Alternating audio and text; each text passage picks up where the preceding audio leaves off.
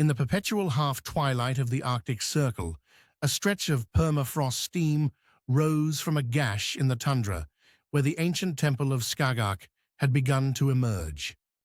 Here, at the Swedish Kaiju Archaeology Center, commonly called SKAC, the lines between science fiction, folklore, and paleontology blurred like heat wavering above hot poutine. At the edge of the melting excavation site, Yoda, known in some circles as the Jedi Grandmaster, in others as an unassuming green scholar of the Force, leaned on his gnarled cane.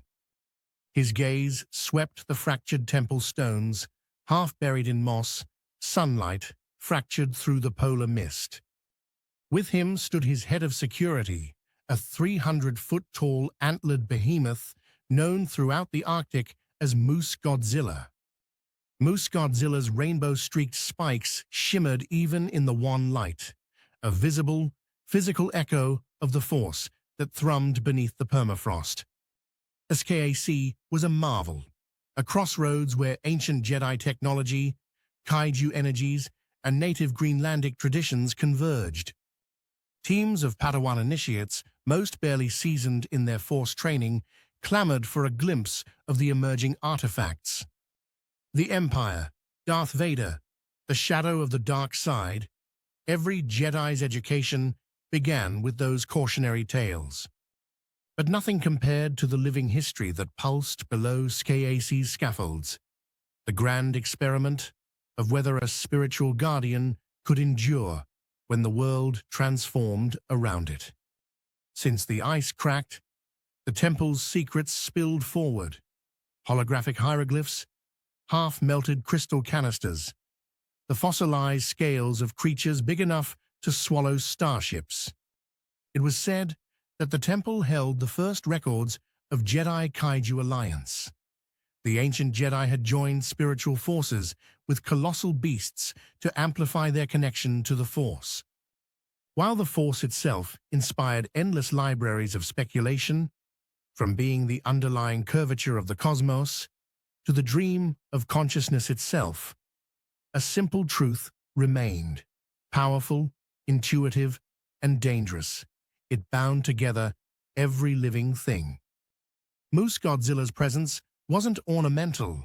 Ancient Jedi had realized that channeling the calm purpose of a kaiju's spirit formed a shield against the corruptions of the dark side. Jedi and kaiju would enter trance states together, practicing mind melding, the same technique that Moose Godzilla had dutifully passed to every Padawan who petitioned, antlers dipped in meditation, as befits an Arctic guardian. But today, the spirit of unity pulsed across a different venue, the internationally broadcast Kaiju Jedi Mind Game Challenge.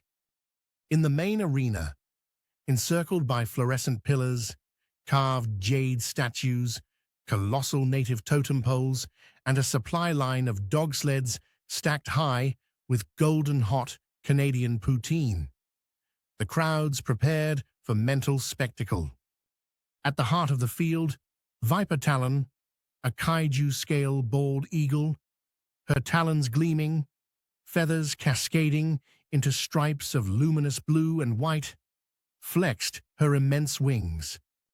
Her t-shirt, barely stretched across her chest, read, "I Russia," the Cyrillic letter faint but unmistakable.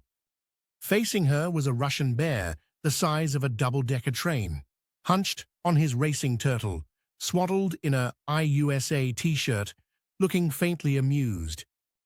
Arrayed in spiraling ranks were the mind game competitors, kaiju squirrels, mice, skunks, and coyotes, each resplendent in orange SOS vests with mohawks of rainbow spines. Their expressions ranged from fierce to deeply bewildered, but every creature clung with excitement to the armored back of its racing turtle, bright camera arrays broadcasting their anticipation to over 1 billion live viewers scattered across the galaxies.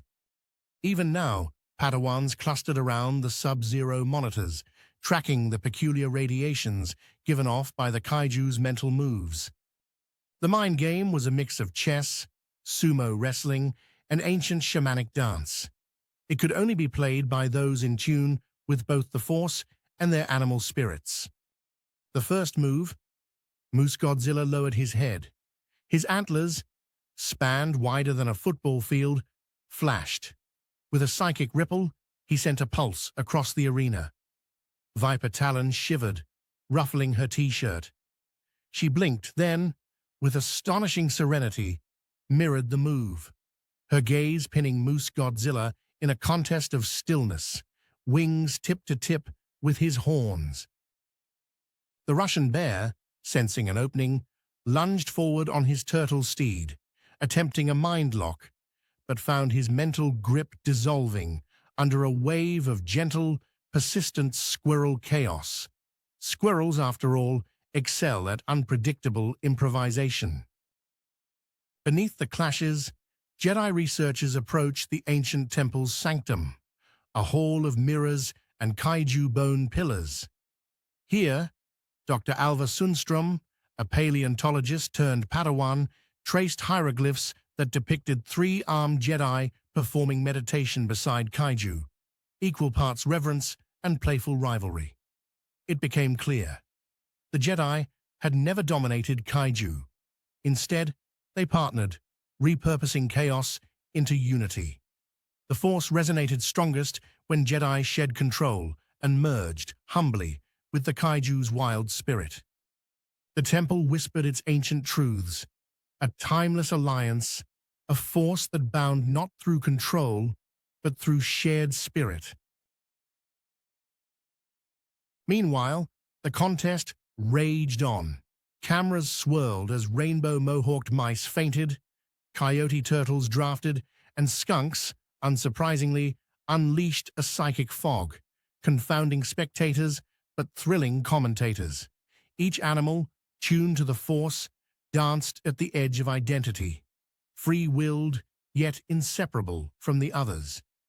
Even the kaiju audience, rows upon rows of rainbow-spined giants, howled approval and devoured poutine, reflecting an alliance of survival and kinship.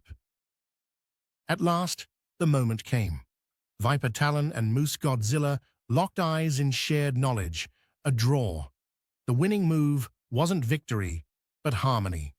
And as the billion viewers cheered, Yoda nodded, satisfied. The true lesson of kaiju and Jedi, of Empire and Dark Side, lay not in domination, but in a force that unites instead of conquers. The Skasi would excavate for decades yet. The true mysteries of the Force and the Jedi-Kaiju alliance were only beginning to thaw, one sunlit day at a time.